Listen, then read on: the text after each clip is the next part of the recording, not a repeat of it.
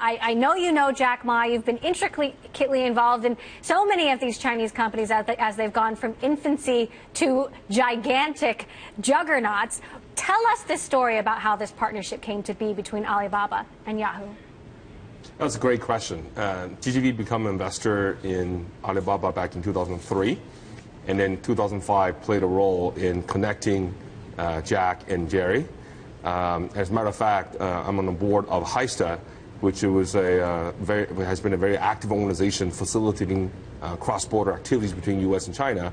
And Heista and GGV had a CEO summit back in 2005, and then that's when Jack and Jerry met up with each other and had a long conversation, heart-to-heart talks, and then decided that it made sense for the two to team up, and 1 + 1 = bigger than 2 in China.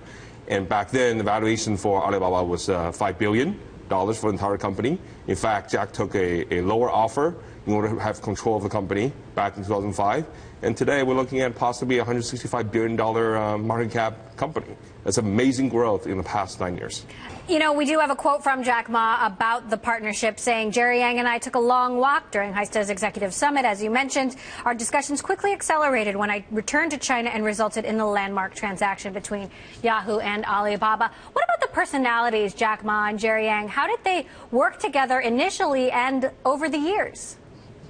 That's another great question. Those two have a personality that they have common grounds. They also are complementary to each other. Jack and Jerry both are very strategic, and Jack has the cunningness to think ahead and map ways to get there.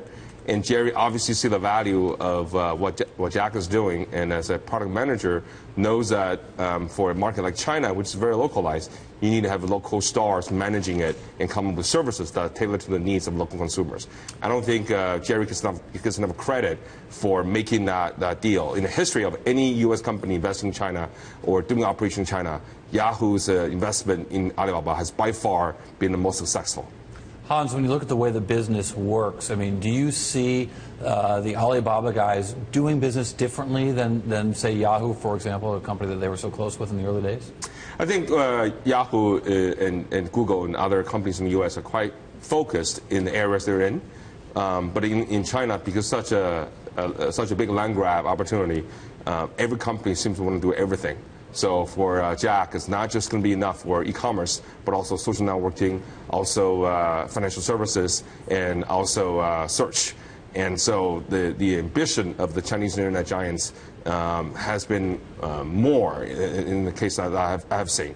And their ambition are not going to be limited only to China. I think over the next 10 years, globalization will be a huge thing coming out of the Chinese internet giants. Hans, what do you expect Jack to do with, and Alibaba to do with the money that they make on this IPO? It's been suggested that Alibaba could now buy Yahoo.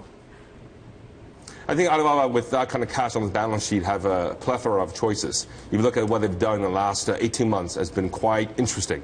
Most people will argue that it's not focused. I disagree. I think they have a plan, and they realize that Alibaba could be much bigger outside of China than it is in China.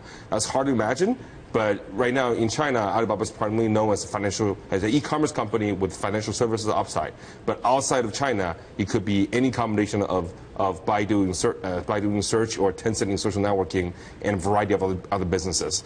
If you look at the rest of the world, only U.S. and China have the complete internet ecosystem that has the ability to expand beyond the home boundaries to tackle other opportunities outside of these markets. So what about Alibaba buying Yahoo? Is that at all plausible to you?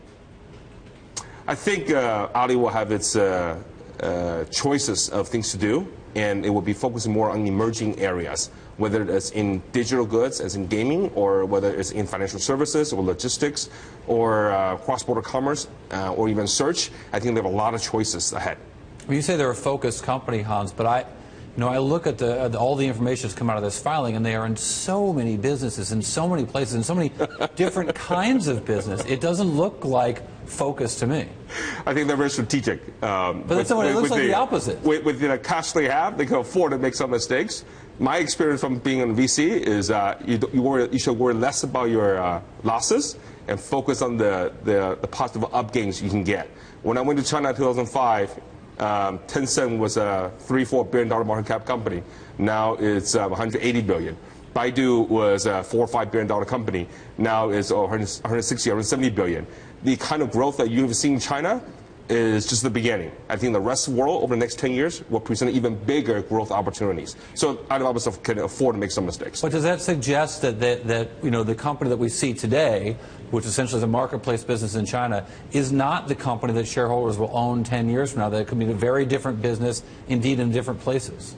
I think for American investor, it's more comforting to know exactly what a company is going to do. But one thing I learned being in the venture business is that no matter how smart investors are, it really comes down to the management who make things happen. They're the one that can make magic. So it's if you buy stock in Alibaba tomorrow, you're betting on that team, that partnership that they have, be able to continue to innovate over the next 10 years. And I think they are capable of doing that.